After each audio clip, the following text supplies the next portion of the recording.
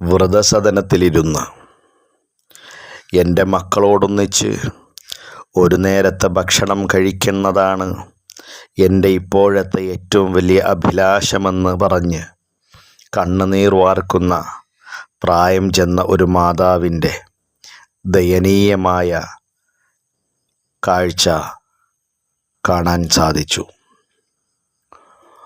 പ്രായമായ മാതാപിതാക്കളെ വൃദ്ധസദനത്തിലാക്കി സ്വന്തം സുഖം തേടിപ്പോകുന്ന മക്കളുടെ ഭീകരമായ നടപടിയുടെ അനന്തരഫലം എത്രമാത്രം വർണ്ണിക്കാനാകാത്തതാണ് എന്ന് നമുക്കതിലൂടെ മനസ്സിലാക്കാൻ കഴിയുന്നു.